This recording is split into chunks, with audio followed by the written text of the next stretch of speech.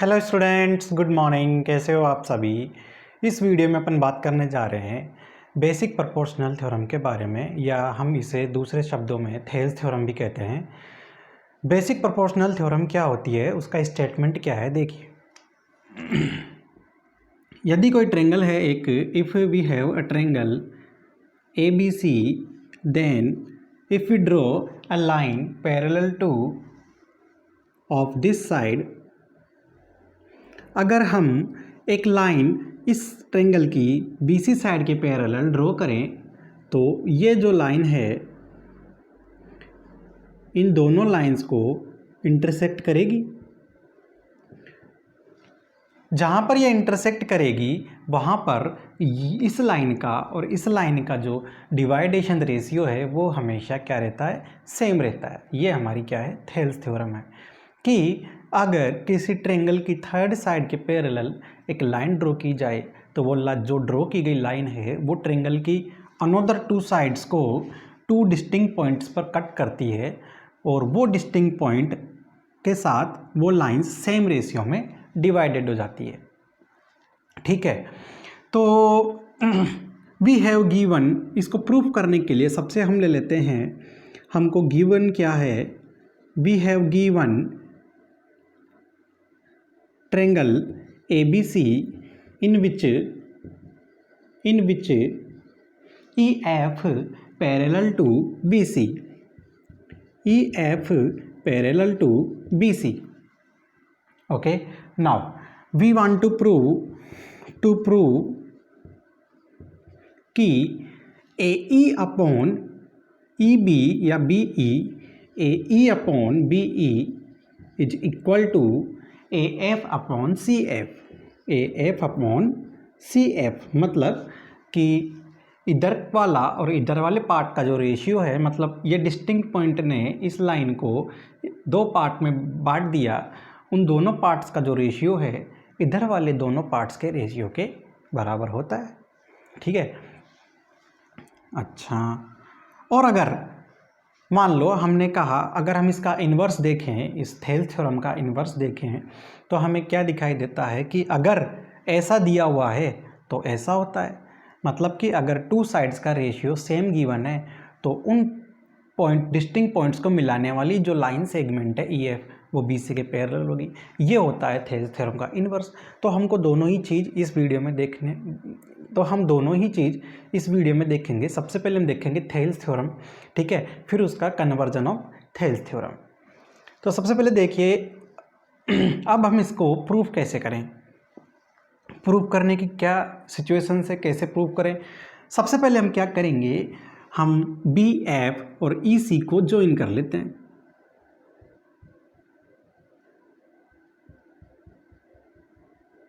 Okay, now and draw an perpendicular from E to AF and drawn and perpendicular another perpendicular from F on AE।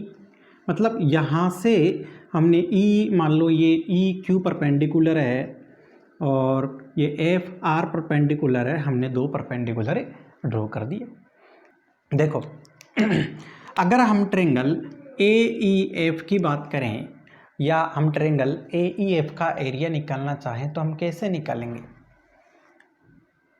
Area of triangle AEF equal to, देखो कैसे निकालोगे, area of triangle AEF, अगर हम AE को base लेते हैं तो FR को क्या लेना पड़ेगा, हमको हाइट लेना पड़ेगा।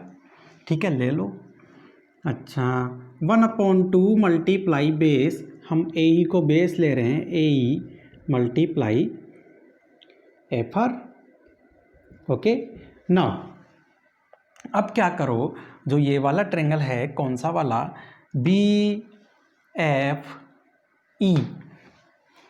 इसका भी हम क्या निकाल लेते हैं, एरिया।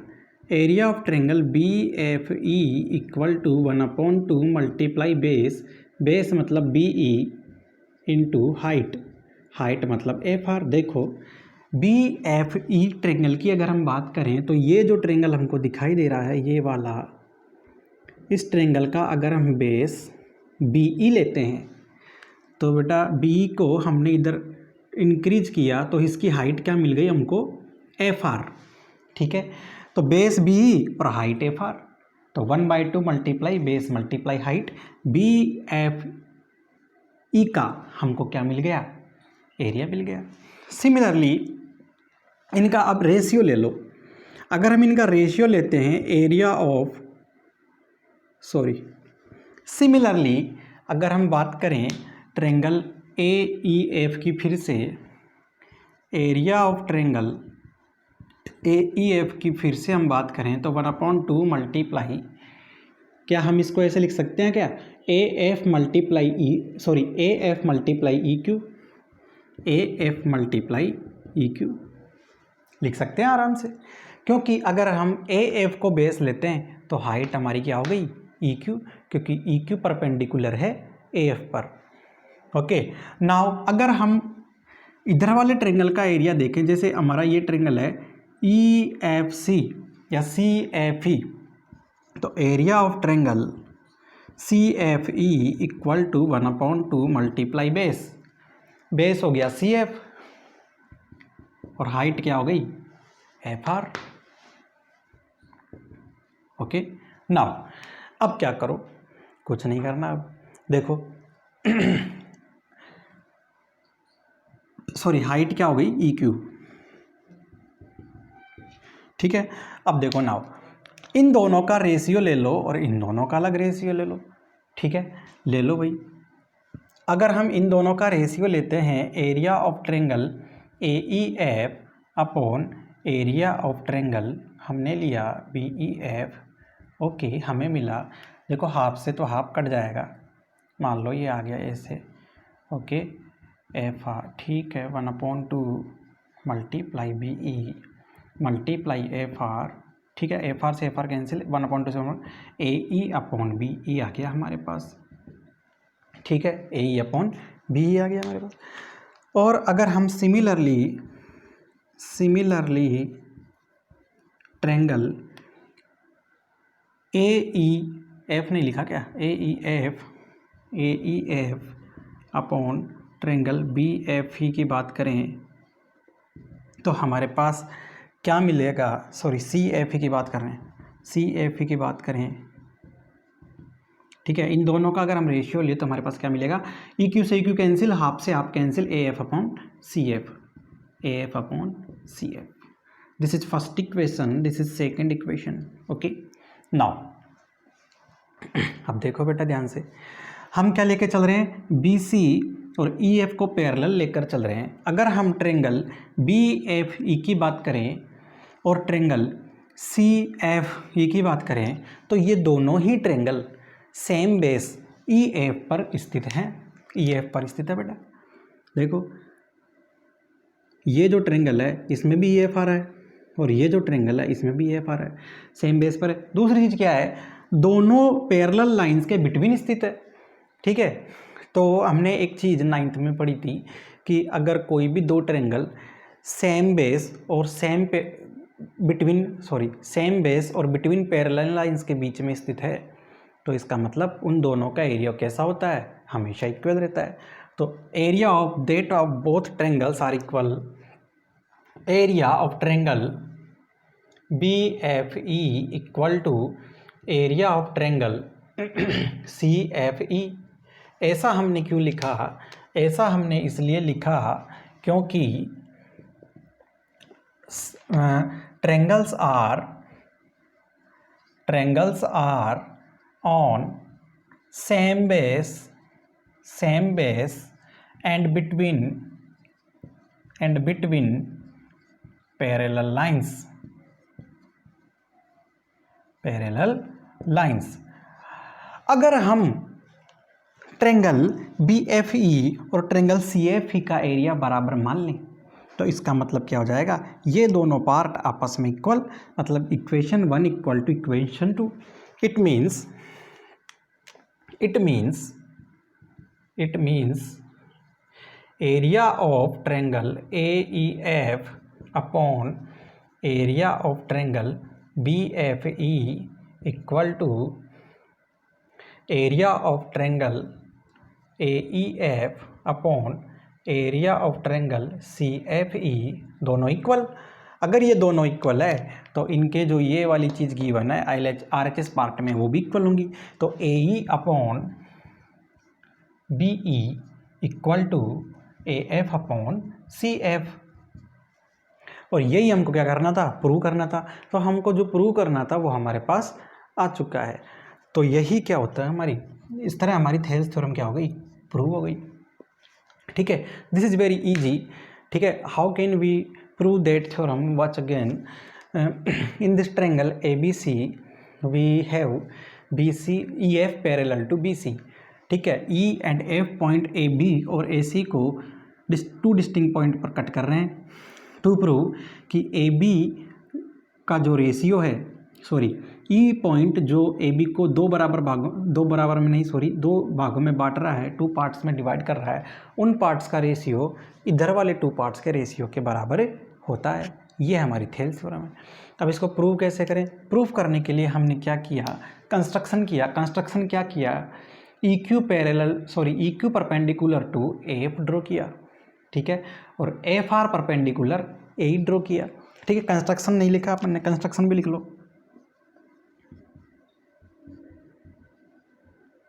भाई। हमने क्या किया, F R perpendicular to A draw किया और E Q perpendicular to F draw किया। ओके, ये इतनी चीज़ और लिख लो। अच्छा अब हम क्या देख रहे हैं, अगर हम area of triangle A E F की बात करें तो हम, और अगर बेस इसको लें तो हम क्या देखेंगे, 1/2 मल्टीप्लाई बेस मल्टीप्लाई हाइट, मतलब 1/2 मल्टीप्लाई ए ई मल्टीप्लाई हाइट, ये हो गई एफ आर। अगर हम ए ई को बेस ले रहे हैं तो एफ आर हाइट हो गई। ठीक है, तो हमको ये मिला। अगर हम ए एफ को बेस ले रहे हैं तो ई क्यू हाइट हो गई, तो हमको ये मिला। ओके, अब देखो हमको प्रूव क्या करना है, A E upon B E prove करना है। तो हमको इधर वाला ट्रायंगल लेना पड़ेगा जो इससे अटैच है। ठीक है, तो बी एफ ई ट्रायंगल में बेस इसको लें तो हाइट ये लेनी पड़ेगी। तो बी ई मल्टीप्लाई, कहाँ गया हमारा triangle, B F E triangle में 1/2 multiply B E multiply F R. ठीक है, अच्छा नाउ अगर हम फिर से बात करें तो हमारे पास ये और मिल जाते हैं। ठीक है, नाउ अब देखो ध्यान से, हमने क्या किया, इन दोनों का रेशियो ले लिया और इन दोनों का रेशियो ले लिया, मतलब ए ई एफ और बी ई एफ का रेशियो ले लिया सबसे पहले। तो मतलब इस वाले बेस वाले जो triangle A E F triangle के लिए जो बेस ये लिया था हमने उसका एरिया, और इस वाले ट्रायंगल में जो बेस हमने ये लिया था उसका एरिया ले लिया, सॉरी उसका रेशियो ले लिया। ठीक है, ये ले लिया भाई। तो हम क्या कर सकते हैं, हमको ये मिल गया इस तरह। सिमिलरली हमको इधर से ही मिल गया एक इक्वेशन, और दोनों इक्वेशन बराबर होंगी। क्यों होंगी दोनों इक्वेशन बराबर? क्योंकि देखो ये दोनों जो ट्रायंगल है बी एफ ई और सी एफ ई, ये दोनों ट्रायंगल सेम बेस और बिटवीन टू पैरेलल लाइन्स है। ठीक है, तो इसका मतलब क्या हो गया, ये दोनों क्या हो गए इनका एरिया बराबर। अगर इनका एरिया इक्वल है तो ये दोनों इक्वेशन इक्वल हो गई। इसका मतलब ये क्या है, ये दोनों पार्टीशन हमारे पास इक्वल मिल गए। तो इसका मतलब क्या हो गया, हमारा थ्योरम प्रूव हो गया ऑटोमेटिकली। तो स्टूडेंट्स अब अपन बात करते हैं converse of basic proportional theorem के बारे में, कि जो हमने अभी बेसिक प्रोपोर्शनल थ्योरम देखी उसका कन्वर्स क्या कहता है। ठीक है, तब है कि जो हमने बेसिक प्रोपोर्शनल थ्योरम में प्रूव किया था वो हमको इस बार गिवन है, और जो हमको वहाँ गिवन था वो हमको यहाँ प्रूव करना है। तो देखो कन्वर्स पार्ट क्या कहता है, वापस समझो इसे एक बार, समझो कि एक ट्रायंगल है ए बी सी। ओके, और इस ट्रायंगल में इस तरह कोई पॉइंट है E and F, two point है हमारे पास, और ये लाइन, इस लाइन सेगमेंट इन दोनों को मिलाने से हमको मिल रहा है। ठीक है, अच्छा हमको क्या प्रूव करना है, हमको गिवन क्या है, गिवन ये है कि जो ये पॉइंट जो है इन लाइंस को, ट्रायंगल की इन साइड्स को सेम रेशियो में कट कर रहा है। मतलब कि A E upon B E equal to A F upon C F. ठीक है, अच्छा प्रूव क्या करना है, टू प्रूव कि BC के पैरेलल EF है या EF पैरेलल BC। ठीक है। अच्छा, तो हम इसको कैसे प्रूव करें? अब हम इसको डायरेक्टली तो प्रूव कर नहीं सकते। ठीक है, तो हमको क्या है, कोई ऐसी चीज़ हमको लेनी पड़ेगी जिससे कि प्रूव है, मतलब कि हम इसको कंट्राडिक्शन से प्रूव करेंगे, इसको हम विरोधाभास से प्रूव करेंगे। तो देखिए विरोधाभास से कैसे प्रूव करें। हम मान लेते हैं कि ये लाइन इसके पैरेलल नहीं है।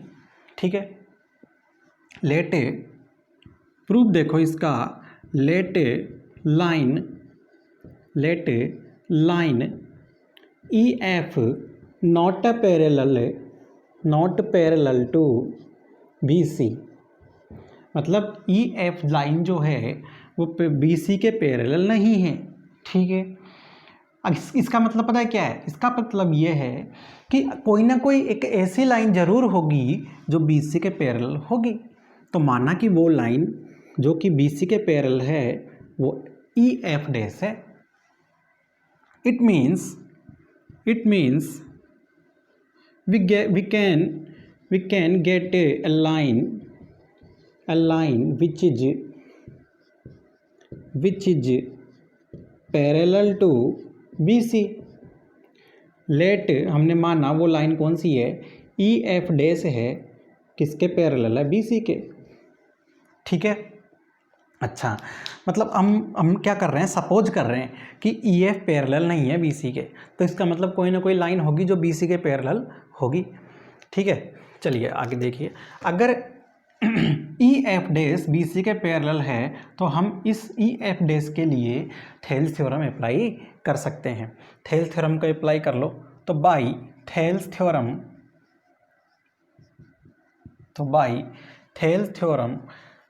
AE upon BE equal to AF dash upon F dash C। AE upon BE equal to AF dash upon F dash C। क्यों? क्योंकि EF डैश को पैरेलल मान रखा है हमने BC के, इसलिए ऐसा लिख दिया थेल्स थ्योरम से। ठीक है। अच्छा, अब क्या करो, इनका दोनों तरफ +1 हम ऐड कर देते हैं। तो EF equal to AF dash upon F dash C। ठीक है, क्योंकि बाई गिवन हमको दे रखा है इसलिए हमने इसको ऐसा लिख दिया। नाउ इन दोनों में +1 ऐड कर देंगे।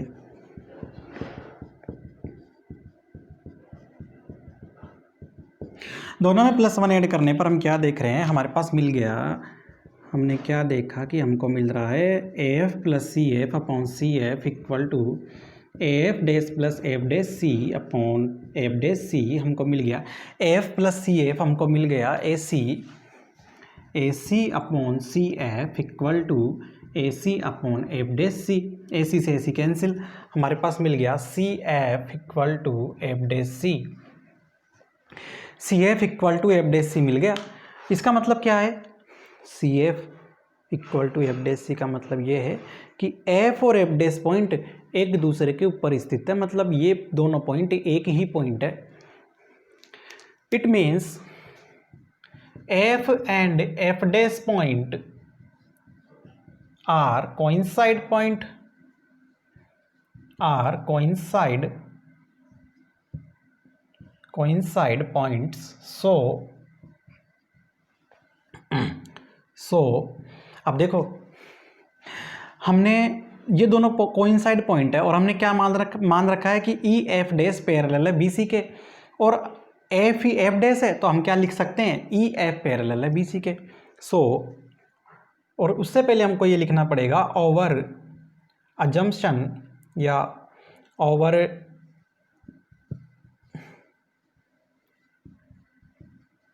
Is wrong. मतलब हमने माना था ना या सपोज किया था, let suppose line EF not parallel to BC, let line EF not parallel to BC, लेकिन लाइन EF तो पैरेलल आ गई BC के। ठीक है, so our assumption is wrong. It means इसका मतलब ये है कि EF पैरेलल है BC के। ठीक है, हैंस प्रूव, और हमको EF पैरेलली क्या करना था, BC के प्रूव करना था। तो इस तरीके से ये हमारे पास प्रूव हो जाता है। यहाँ पे एक सपोज और लिख लो आप, लेट सपोज, ठीक है।